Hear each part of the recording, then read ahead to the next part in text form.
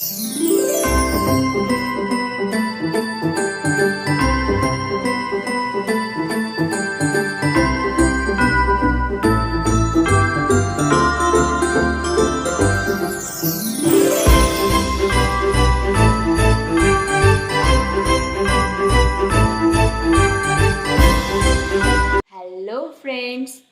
Welcome to my channel. तो आज के आमी एकटा नतून रान्नार रेसिपि निये चले एसेछि। तो एतक्षणे मने हय तोमरा रेसिपिटिर नामटा देखे फेलेछो। ताहले चलो बेशी कथा ना बाड़िये रान्नाटा शुरू करा जाक। এই শঙ্কর মাছগুলোকে আমি নুন হলুদ দিয়ে মেখে রেখে দিয়েছিলাম।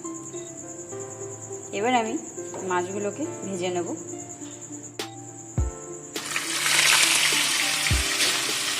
Garena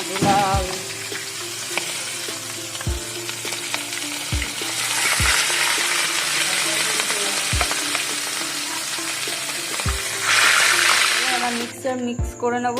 শুকনো লঙ্কা দিয়ে দিলাম, দুটো আদা দিয়ে দিলাম, আর এখানে পেঁয়াজ নিয়ে নিয়েছি, 3টে বড় পেঁয়াজ নিয়েছি, কেটে নিয়েছি। এবারে সবগুলো আমরা পেস্ট করে নেব।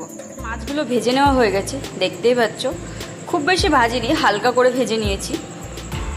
সেই মাছ ভাজা তেলটাই একটু গরম করে নিয়ে তারপরে এর ভিতরে একটা শুকনো লঙ্কা দিয়ে দেবো, আর দুটো তেজপাতা দিয়ে দেবো, আর দিয়ে দেবো আমরা অল্প পেঁয়াজ।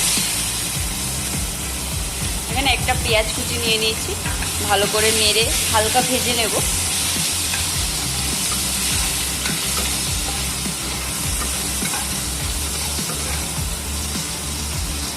হালকা ভেজে নিয়েছি। এবার আমরা যে মশলাটা করেছিলাম সেই মশলাটা এবার এর ভিতরে দিয়ে দেবো।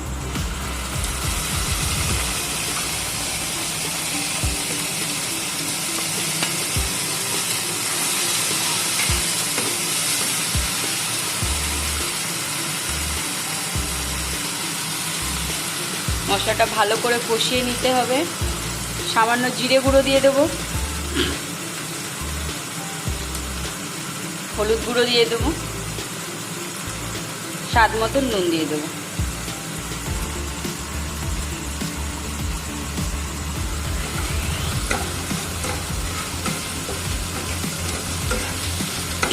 মশলাটা ভালো করে কষিয়ে নিতে হবে, না হলে একটা কাঁচা গন্ধ থেকে যাবে।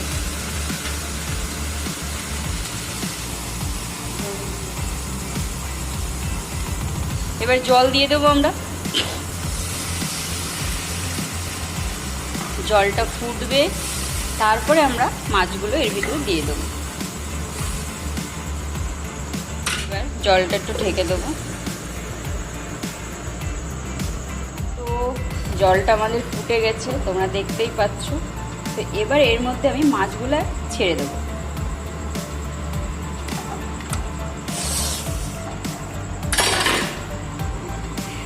মাছগুলো ছেড়ে দিয়েছি আমি এর ভিতর। এবার ঢেকে দেবো। এখানে আমার মাছটা হয়ে গেছে। এবার এর মধ্যে গরম মশলা গুঁড়ো দিয়ে দেবো।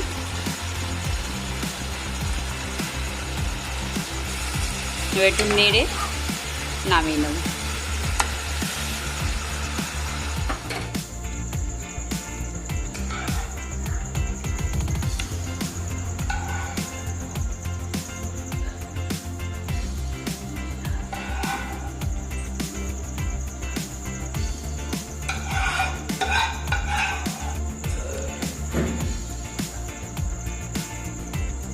আমাদের মাছ রেডি হয়ে গেছে, দেখতেই পাচ্ছ। আমাদের শঙ্কর মাছ রেডি হয়ে গেছে।